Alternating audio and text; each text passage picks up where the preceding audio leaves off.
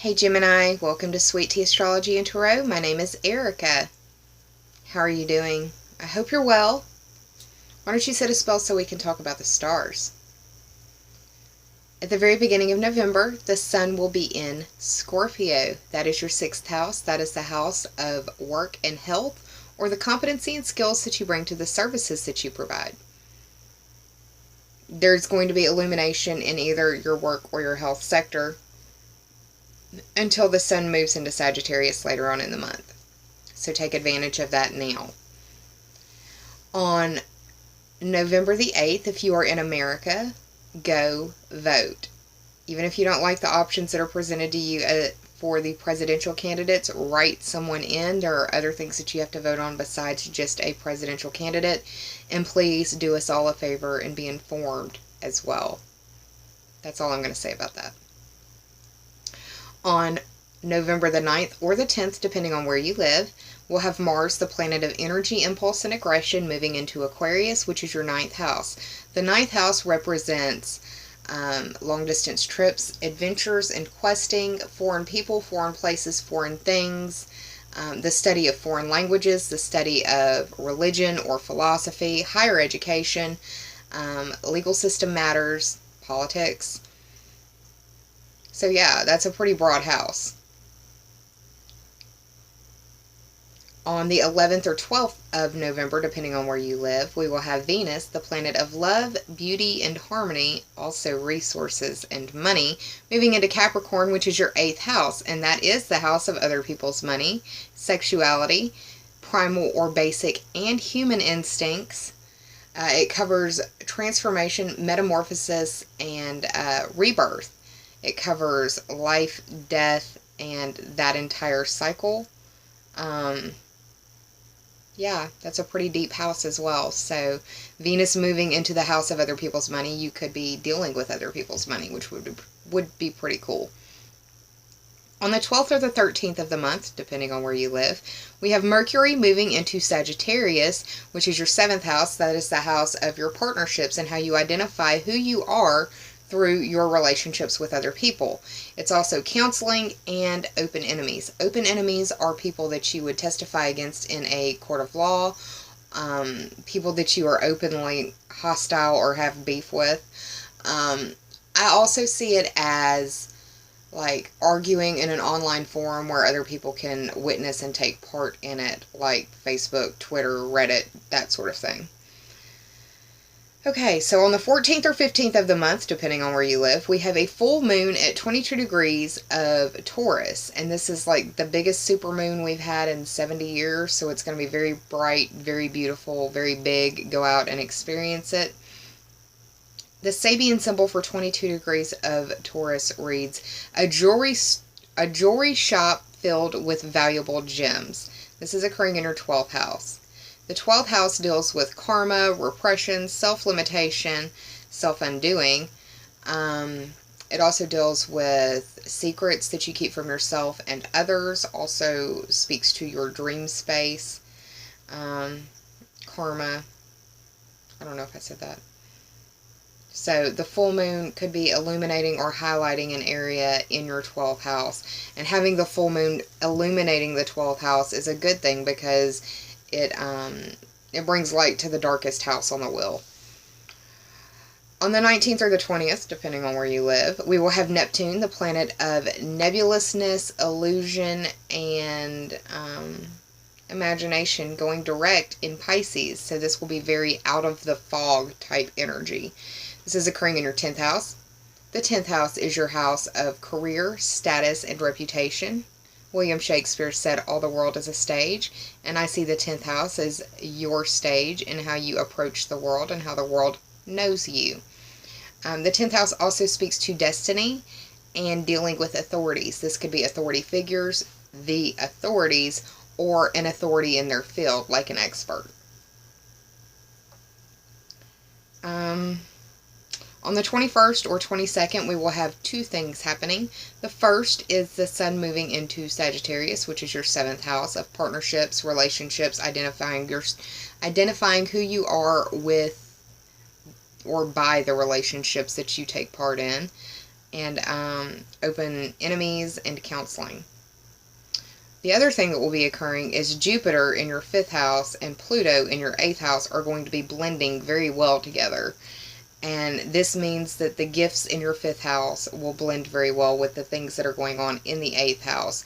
Probably you kind of have a heads up about this because of what's going on earlier in the month with Venus moving into the 8th house. So comment down below how it's played out for you, Gemini, because each of us have our own particular path in life, and your path will not follow mine. It may be close to it, but it will not be exact. So it's nice to learn from others. On the 25th or 26th of the month, depending on where you live, we have Venus conjuncting Pluto in Capricorn in your 8th house. So this is a lot of 8th house energy that's going on. The 8th house is ruled by Scorpio, and it is the house of the cycle of life, death, and rebirth. Instincts, they can be primal, basic, or human instincts. It covers sexuality, it covers other people's money, and it covers transformation, regeneration, and metamorphosis. So Venus conjuncting Pluto there could be the rebirth of love or the rebirth of intimacy. It could be dealing with the notice of other people's money. It could be for good or for bad. It just depends. On the 29th or the 30th, depending on where you live on the planet, we have a new moon at 7 degrees of Sagittarius, and this is occurring in your 7th house, the house of partnerships, relationships, how you identify with others, how you learn about who you are through your interactions with others and the partnerships that you have. This can be business, familial, intimate. These can be your colleagues, just people that you deal with on a regular basis. So that's a good place to plant a seed. And if you need to go to counseling, it would be a good time to start counseling. Just saying. So, Gemini, that's what's going on for you astrologically. I'm going to hit the pause button, if I could speak. I'm going to hit the pause button, shuffle my cards for you, ask for the general messages for my Gemini viewers, and I'll be back shortly. Hang tight, y'all. Thanks. Hey, Gemini, I'm back with the cards. I'll go ahead and shuffle for you.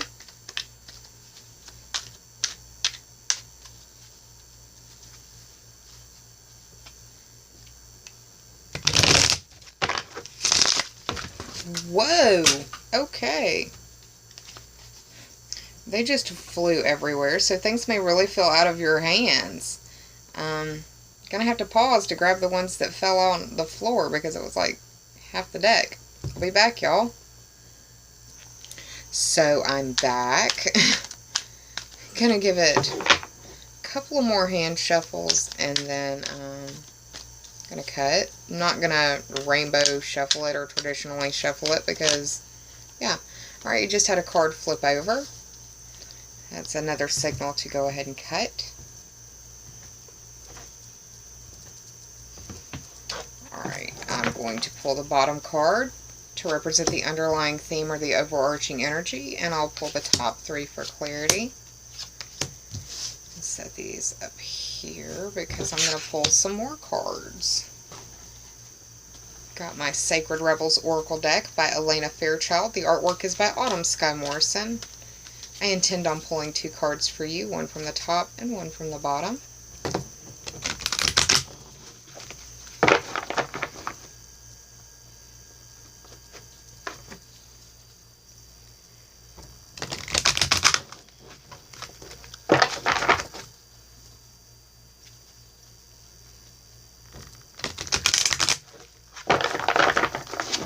Cut.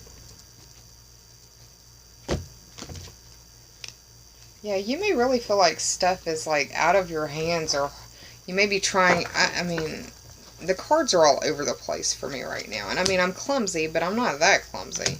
Got the bottom and the top for you from the Sacred Rebels deck. And now the Healing and Meditation Oracle deck. It hasn't been seen in the last few video series, so I'm bringing it back. I intend on getting a couple more Oracle decks. There's another tarot deck that I want to get for love and relationships, but that hasn't come to fruition just yet, so it will. That way I can do, like, adult readings for y'all. Is an idea that I've got going around in my head anyways. Cut.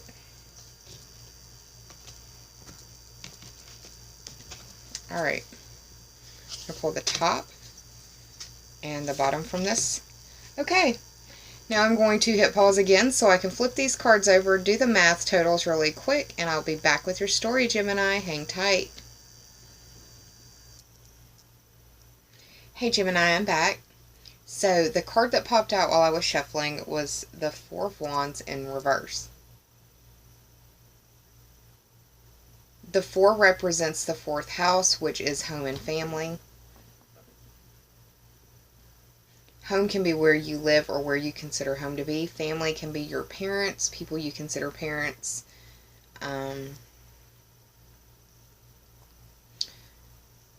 Family is also the people that you share your home with. So that can be your spouse, your children, and your fur babies, or your roommates, that sort of thing. If it doesn't speak to that, then roots or foundation. But the Four of Wands upright is the celebration card. It's the victory card. It's, you see how these guys are celebrating right here. Got the victory bouquet, victory stance, victory body posturing. And this is like the stage has been set.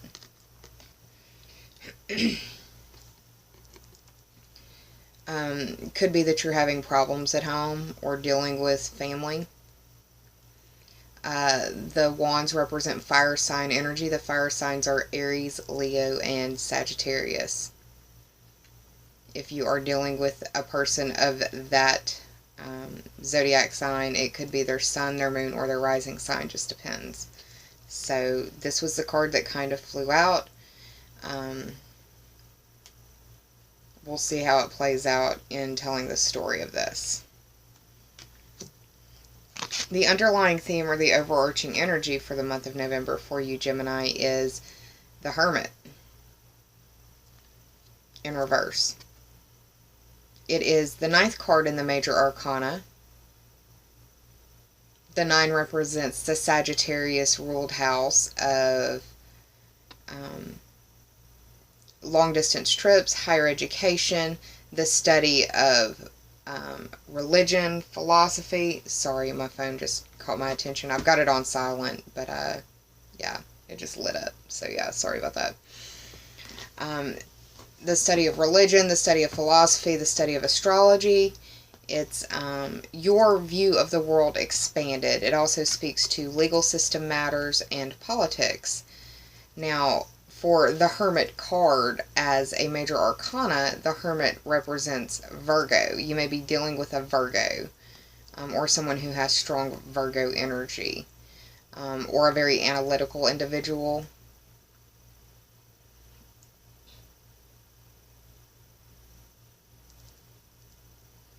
The Hermit always, to me,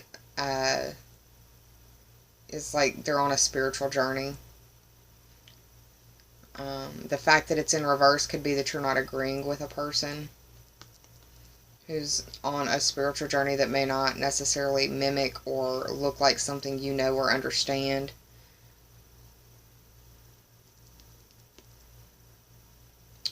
This card speaks to learning how to be of service to others, learning how to serve, but it's also learning how to stand on your own and be self-sufficient.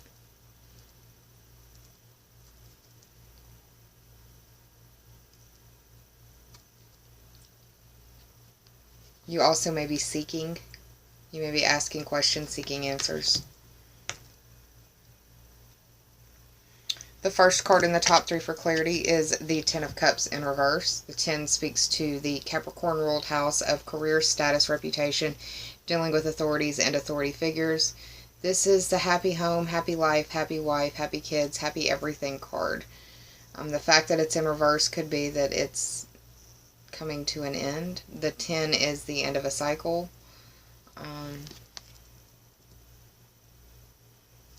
With it being in reverse, the 4 being in reverse, the 4 of Wands being in reverse, and the Hermit, it's like whatever this is has got your world turned upside down. The water, or the cups, represent water signs. Water signs are Cancer, Scorpio, and Pisces. Could be their sun, moon, or rising. You could also feel like whoever it is that's involved in this has turned their back on you in some way, in an emotional sense.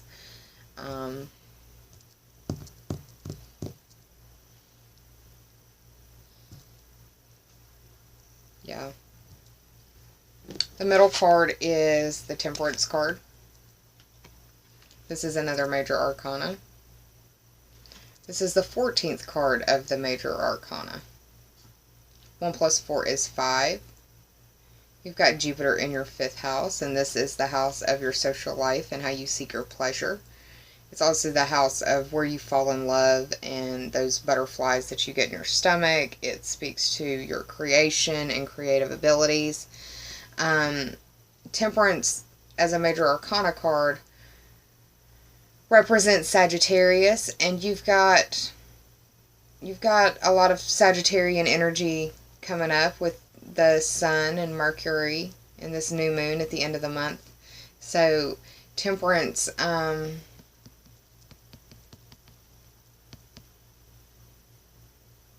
it's about moderation. And I think it's dealing with balancing your friends and your romance, or finding out how to balance your friends and love, your love and family. You're trying to strike that balance some way. You've got, I mean, luck is on your side. It's in the upright.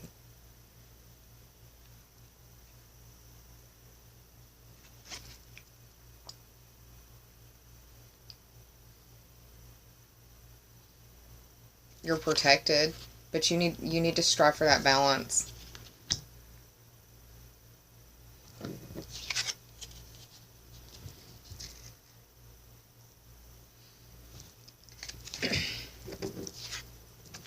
And the way that I've got it laid out, because I don't have a whole lot of room, is these two major arcana cards are kind of mirroring one another as well.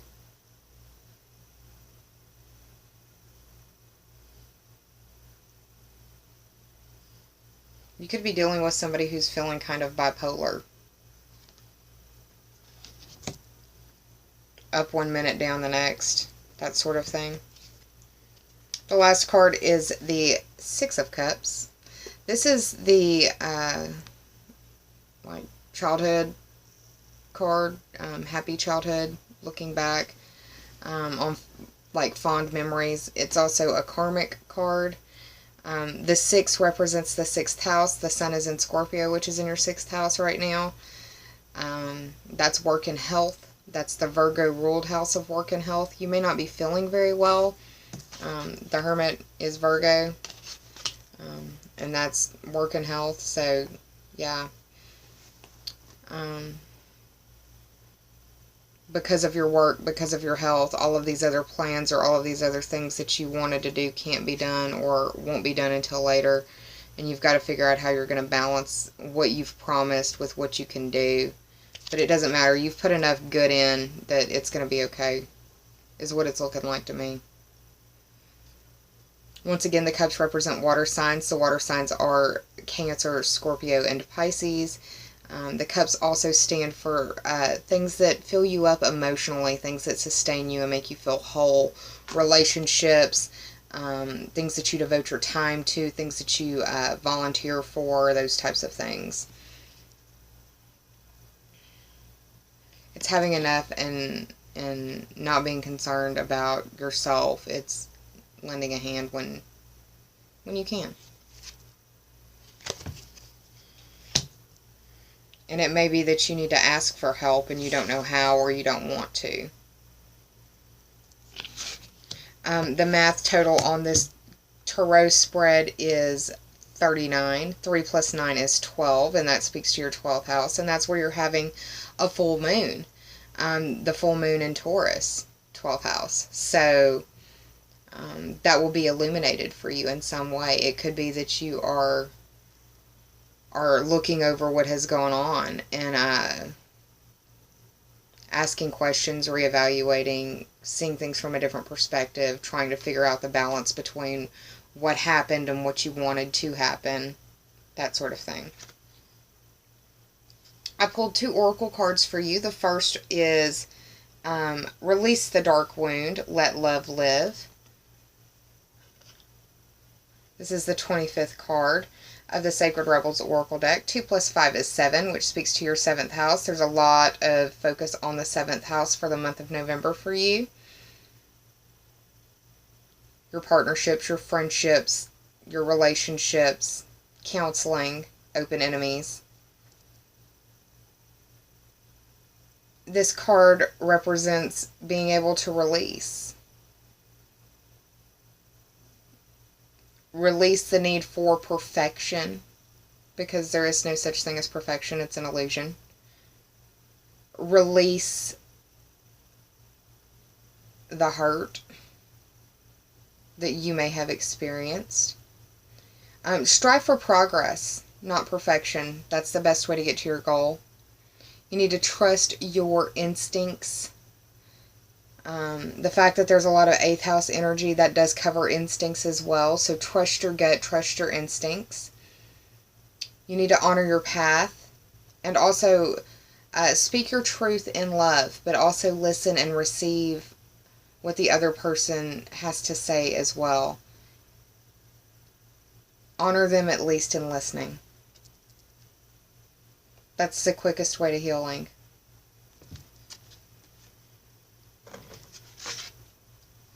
The second card is Collaborative Dreaming, and this is the 28th card of the Sacred Rebels Oracle deck. 2 + 8 is 10, and that speaks to the Capricorn ruled house of your career, status, reputation, dealing with authority figures. This card represents the need to collaborate. It stresses the fact that now isn't the time for the lone wolf mentality.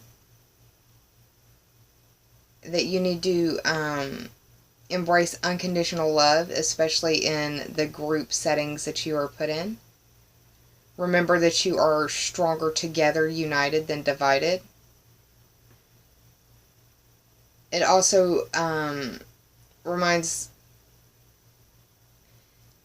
you need to stay in your integrity.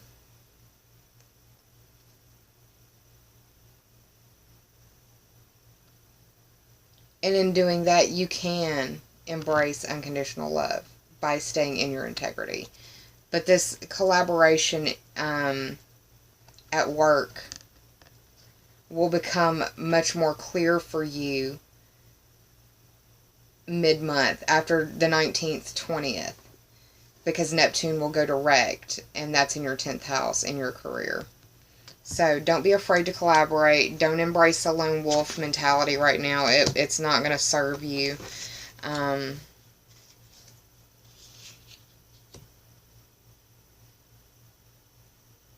Come at the project or the situation with, there's a saying that says, and I'm paraphrasing loosely, but it goes something like, in a field where there is no right or wrong doing, I will meet you there.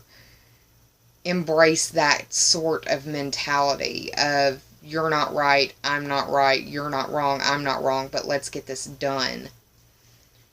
And things would be much more beneficial for you.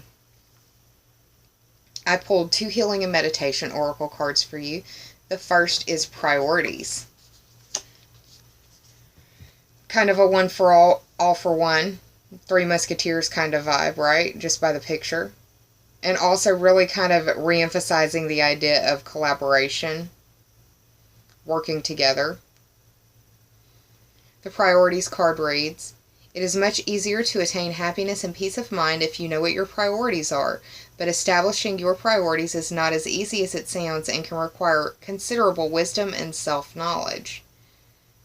At times in your life when the difficult and important decisions need to be made, it can be very helpful to try a meditation on priorities.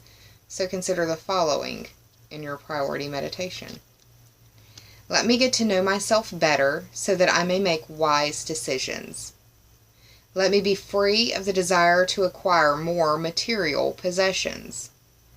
Let me appreciate the pleasure of the moment and the value of friendship. Grant me the insight into the nature of things and teach me to be fair and just.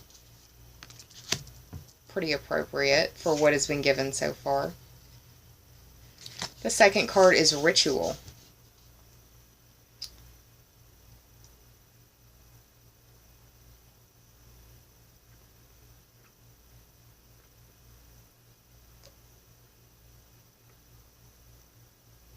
I don't know why, but I keep thinking there can be no light without darkness. That may mean something to someone. If it does, please comment down below. Oh my goodness. Zoe scared the snot out of me. I'm sorry. Alright, Ritual reads, meditation involves many ritual gestures and ceremonies. As long as they are performed mindfully, they will help to strengthen your intentions and contribute to the enlightenment. Setting the stage is important for a ritual. Find a place that is special to you and create a focused, sacred environment. Sprinkle water, burn an incense, or even light a candle, whatever helps to set the mood. Consider the following in your ritual meditation. I am calm and I am still. I will release the pain that holds me down. I'm sorry, I just really released the dark wound. I'm sorry, I have to. The synchronicity is too strong. As one door closes, another will open. I am ready to move forward. Beautiful. Embrace the priorities in your life. Make it a ritual if you need to. Write them down. It's a month of gratitude here in America. It's a month of Thanksgiving, right? Make a gratitude jar and write down something that you're grateful for every day of the month to help remind you just exactly what all you do have in this world. Just a suggestion. Gemini, I hope you enjoyed this reading. If you did, please like, share, and subscribe. And if you already have, I appreciate it from the bottom of my ever grateful heart. Thank you so much for joining me. I'll be around mid-month to pull a few more cards for you. I'm already working on December and the 2017 year review videos, or at least the research for them. So yeah, I've been a busy bee, even though I haven't been in front of the camera. I hope you take care of yourselves. Be kind to yourselves and save some of that kindness for others, because we're all going through private battles in our own very personal worlds, and some of us may never tell another soul about it. Take care of yourself, and I'll see you mid-month. Namaste, y'all.